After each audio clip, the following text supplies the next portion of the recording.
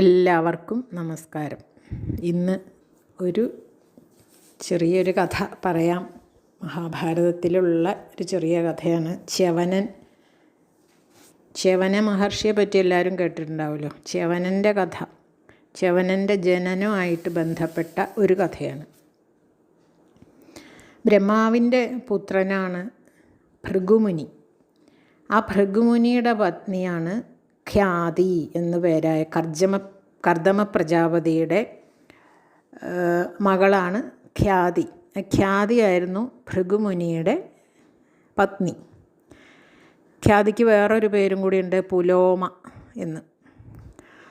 ഒരിക്കൽ ഈ ഭൃഗുമുനി കുളിക്കാൻ പോയ സമയത്ത് പുലോമൻ എന്നു പേരായിട്ടൊരു രാക്ഷസൻ ഈ ഭൃഗുമുനിയുടെ ആശ്രമത്തിലെത്തി. അപ്പോൾ ഈ മുനിപത്നിയാണല്ലോ പുലോമ. പുലോമ വേഗം അതിഥിയാണല്ലോ, ആശ്രമത്തിൽ വരുന്നവരൊക്കെ അതിഥികളാണ്. അപ്പോൾ വേഗം സൽക്കരിച്ച് ഇരുത്തി. അപ്പോൾ പുലോമന് സുന്ദരിയാണ് പുലോമ, അതായത് ഖ്യാതി നല്ല സുന്ദരി ആണ്. അപ്പോൾ ഈ പുലോമൻ എന്ന അസുരന് ഇവളെ പണ്ടേ ഇഷ്ടമായിരുന്നു. അന്നേ തുടങ്ങിയതാണ് അവളെ സ്വന്താക്കണം എന്നൊരു മോഹം. പക്ഷേ അതിൻ്റെ ഇടയിലാണ് ഭൃഗുമുനി വന്ന് ഖ്യാതിയെ വിവാഹം ചെയ്തത്. അപ്പോൾ കുട്ടിക്കാലം മുതൽക്കേ ഉള്ള ഒരു ഇഷ്ടം ഇപ്പം കണ്ടപ്പോൾ കുറച്ചും കൂടി അധികമായി. അതിങ്ങനെ രാക്ഷസന്മാർ ഇങ്ങനെ സഞ്ചരിക്കുന്ന സമയത്ത് ഈ ആശ്രമത്തിൻ്റെ മുമ്പിലെത്തി ഇങ്ങനെ കണ്ടപ്പോൾ അവിടെ ആശ്രമത്തിൽ കയറി. അപ്പോൾ പുലോമ സ്വീകരിച്ചിരുത്തി. അങ്ങനെയാണ് ഇപ്പോൾ അവളെ കുറേ കാലം കഴിഞ്ഞ് ഇപ്പോൾ നേരിട്ട് പിന്നെയും കണ്ടപ്പോൾ വീണ്ടും മോഹം തുടങ്ങി. ഭൃഗുമുനിയുടെ പത്നിയാണെങ്കിലും അവളോടുള്ള മോഹം, അവളോടുള്ള ഇഷ്ടം ഒന്നും ഈ പുലോമന് കുറഞ്ഞിട്ടുണ്ടായിരുന്നില്ല. അപ്പോൾ മുമ്പേ ഉള്ളിലുള്ള മോഹം ഇപ്പം ഇങ്ങനെ കൂടി വരാൻ തുടങ്ങി. പുലോമയാണെങ്കിൽ ഗർഭിണിയാണ്, ഒറ്റയ്ക്കേ ഉള്ളൂ, മുമ്പിലുള്ളത് രാക്ഷസനുമാണ്. അപ്പോൾ ഈ ഹോമകുണ്ഡത്തിലുള്ള അഗ്നി മാത്രമേ ഉള്ളൂ അവർ രണ്ടുപേരും ഉള്ളൂ. അതല്ലാതെ ഹോമകുണ്ഡത്തിൽ ഉണ്ട്. ഹോമകുണ്ഡം എപ്പോഴും ഇങ്ങനെ മഹർഷിമാരുടെ ഹോമകുണ്ഡം എപ്പോഴും ഇങ്ങനെ എരിഞ്ഞുകൊണ്ടിരിക്കുമല്ലോ. അപ്പോൾ അതിലുള്ള അഗ്നി ഉണ്ട്. അപ്പോൾ ഈ പുലോമൻ ഈ അഗ്നിയോട് ചോദിച്ചു, അല്ലയോ അഗ്നി, ഇവളുടെ കുട്ടിക്കാലത്ത് തന്നെ ഇവളെ ഞാൻ പത്നിയായി മനസ്സുകൊണ്ട് വരിച്ചിരുന്നു. അത് കഴിഞ്ഞിട്ടാണ് ഇവളുടെ അച്ഛൻ ഇവളെ ഭൃഗുവിന് നൽകിയത്. സത്യത്തിൽ ഇവൾ എൻ്റെ പത്നി തന്നെയല്ലേ എന്ന് അഗ്നിയോട് ചോദിച്ചു ഈ രാക്ഷസൻ. അപ്പോൾ അഗ്നിക്ക് എന്താ പറയണ്ടേന്ന് ഒരു സംശയമായി. സത്യം പറയണമല്ലോ. ഒടുവിൽ പുലോമൻ ഇങ്ങനെ നിർബന്ധിച്ചു കഴിഞ്ഞപ്പോൾ അഗ്നി പറഞ്ഞു, ഇവളെ അങ്ങ് തന്നെയാണ് ആദ്യം മനസ്സുകൊണ്ട് വരിച്ചതെങ്കിലും വിധിപ്രകാരം ഭൃഗുവിൻ്റെ പത്നിയാണ് അവൾ എന്ന് പറഞ്ഞു. ഇത് കേട്ടപ്പോൾ പുലോമൻ ആശ്രമത്തിൻ്റെ അകത്തേക്ക് കടന്നു ചെന്നിട്ട് അവളെ പിടിച്ചു വലിച്ച് എടുത്തു കൊണ്ട് ഓടി. അപ്പോൾ ഇവള് ശരിക്കും പറഞ്ഞാൽ ഗർഭിണിയാണല്ലോ. അവളാകെ പേടിച്ച് അരണ്ട് അതിൻ്റെ ഇടയിൽ അവൾ പ്രസവിച്ചു. പേടിയും എല്ലാം കൂടി ആകെ പരിഭ്രമായിട്ട് ഇവൾ പ്രസവിച്ചു. അപ്പോൾ ഈ പുറത്ത് വീണ കുട്ടി അവൻ്റെ അമ്മയെ ഉപദ്രവിച്ച രാക്ഷസനെ ദേഷ്യം കൊണ്ടിങ്ങനെ നോക്കി. അപ്പോൾ ആ നോട്ടത്തിൽ ഈ രാക്ഷസൻ അങ്ങോട്ട് ആമ്പലായിപ്പോയി. പുലോമൻ്റെ കഥ കഴിഞ്ഞു. പുലോമൻ ഇവളെ എടുത്തുകൊണ്ട് ഓടുക ചെയ്തേ, പുറത്തേക്ക് ഓടിപ്പോയി കുറേ ദൂരം. അതിൻ്റെ ഇടയിലാണ് ഇവൾ പ്രസവിച്ചത്. ഇപ്പോൾ ഈ കുട്ടിയെ ഇങ്ങനെ ദേഷ്യം കൊണ്ട് നോക്കിയപ്പോൾ ഇവൻ രാക്ഷസൻ ഭസ്മായിപ്പോയി. അത് കഴിഞ്ഞപ്പോൾ പുലോമ ഈ കൊച്ചിനെയും കൊണ്ട് ഇങ്ങോട്ട് പോന്നു, ആശ്രമത്തിലേക്ക് തിരിച്ചു പോന്നു. ഭൃഗുമുനിയോട് വളരെ നടന്ന കാര്യമൊക്കെ പറഞ്ഞു. അപ്പോൾ അദ്ദേഹം അവളോട് ചോദിച്ചു, നീ എൻ്റെ ഭാര്യയാണെന്ന് രാക്ഷസനോട് ആരാ പറഞ്ഞതെന്ന് ചോദിച്ചു. അപ്പോൾ അഗ്നി ഭഗവാനാണ് പറഞ്ഞത് എന്ന് പറഞ്ഞു.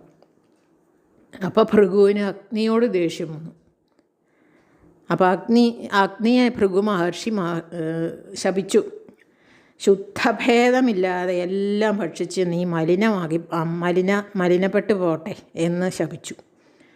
അപ്പോൾ അഗ്നി മഹർഷിയോട് ചോദിച്ചു, വിധിപുത്രൻ എന്നുവെച്ചാൽ ഈ ഭൃഗു മഹർഷി ബ്രഹ്മാവിൻ്റെ മകനാണ്. അപ്പോൾ ബ്രഹ്മാവിൻ്റെ മകനായ അങ്ങ് എന്നെ ശപിച്ചത് ശരിയായില്ല. എന്തായാലും ഞാൻ സത്യം അല്ലേ പറഞ്ഞത്? അതിന് ഞാൻ എന്ത് അപരാധമാണ് ചെയ്തത്? അതെൻ്റെ അപരാധമല്ലല്ലോ, ഞാൻ സത്യമല്ലേ പറഞ്ഞുള്ളൂ എന്ന് ചോദിച്ചു അഗ്നി ഈ ഭൃഗു മഹർഷിയോട്. അപ്പോൾ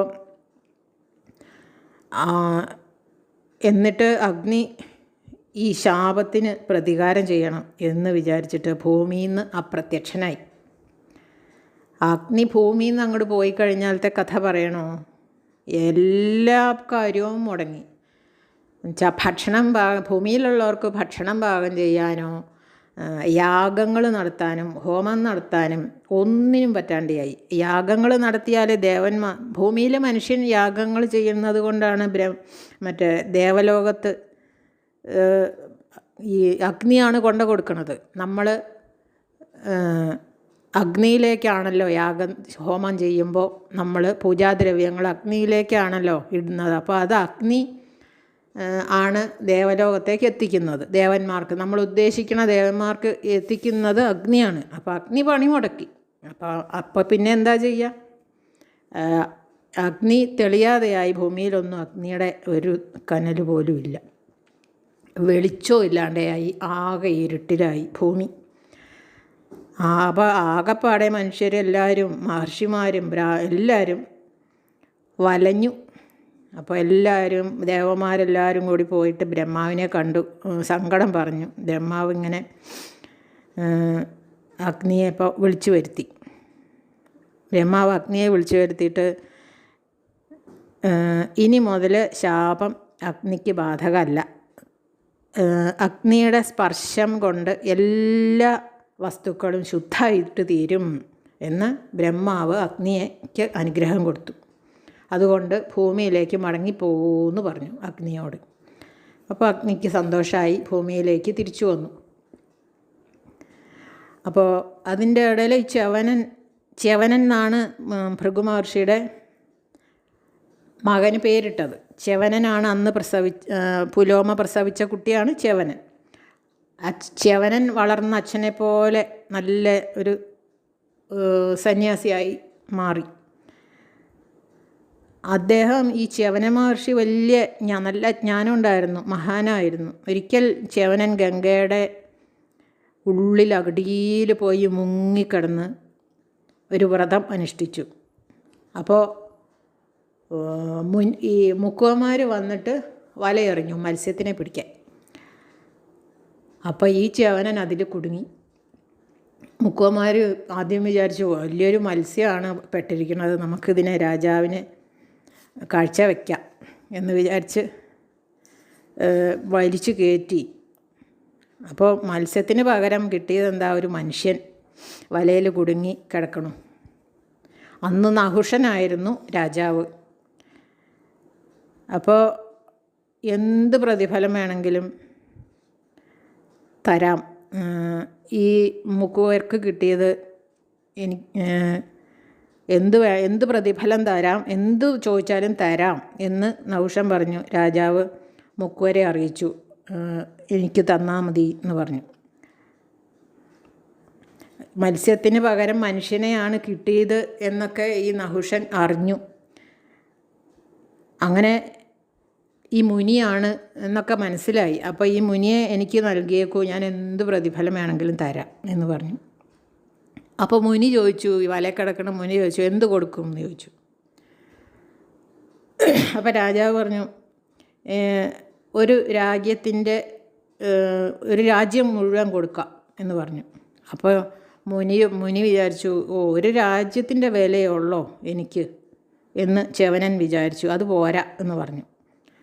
പറഞ്ഞ് അവസാനം സാമ്രാജ്യവും സിംഹാസനവും എല്ലാം കൊടുക്കാം എന്ന് രാജാവ് പറഞ്ഞു. ഇവരോട് ച്യവനനോട് പറഞ്ഞു. അപ്പം ച്യവനൻ ചോദിച്ചു, മഹാരാജാവേ, എൻ്റെ വില നിശ്ചയിക്കാൻ അങ്ങ് ആരാണെന്ന് ചോദിച്ചു. ഇന്ദ്രപ്പട്ടം പോലും എൻ്റെ വിലയ്ക്ക് മതിയാവില്ല. അങ്ങ് ഈ മുക്കുവരോട് ഒരു നല്ല വാക്ക് പറയൂ. നല്ല വാക്കിൻ്റെ വില വേറെ ഒന്നിനും കിട്ടില്ല എന്ന് പറഞ്ഞു. ഒരാൾ വേറൊരാളോട് ഒരു നല്ല വാക്ക് പറഞ്ഞാൽ അതിൻ്റെ വില ഈ ഭൂമിയിലുള്ളതിനോട് വേറെ ഒന്നിനോടും കിടപിടിക്കില്ല എന്നാണ് മുനി ച്യവനൻ മഹാരാജാവിനോട് പറഞ്ഞത്. അപ്പം മഹാരാജാവിന് ലജ്ജയായി, നാണക്കേടായി. അപ്പം മുക്കുവരോട് വിനീതനായി നല്ല വാക്കുകളൊക്കെ പറഞ്ഞ് അവരെ സന്തോഷിപ്പിച്ച് മടക്കി അയച്ചു. അപ്പോൾ ച്യവനനും സന്തോഷമായി. അപ്പോൾ എൻ്റെ വില അങ്ങ് നൽകിക്കഴിഞ്ഞു എന്ന് പറഞ്ഞു. പിന്നെ ച്യവനൻ മുക്കുവർക്ക് തത്വോപദേശം നൽകി അവരെ മോക്ഷപ്രാപ്തിക്ക് അർഹരാക്കി തീർത്തു. തത്വബോധം മനസ്സിലുണ്ടാവുമ്പോഴാണ് മോക്ഷം എന്നാണ് പറയുക. അങ്ങനെ ഒരു ആശ്രിത വാത്സല്യവും അതുപോലെ ദീനാനുകമ്പയും ഒക്കെ ഉള്ളൊരു മഹാപ്രതിഭയായിരുന്നു ച്യവനൻ. ച്യവനനെ പറ്റി വേറെയും കഥകളുണ്ട്, ഒരുപാട് കഥകൾ വേറെയുണ്ട്. ഇപ്പോൾ ഇത്രയും പറഞ്ഞിട്ട് നിർത്തുകയാണ്. അടുത്ത കഥയുമായി അടുത്ത ആഴ്ച വരാം. എല്ലാവർക്കും നന്ദി, നമസ്കാരം.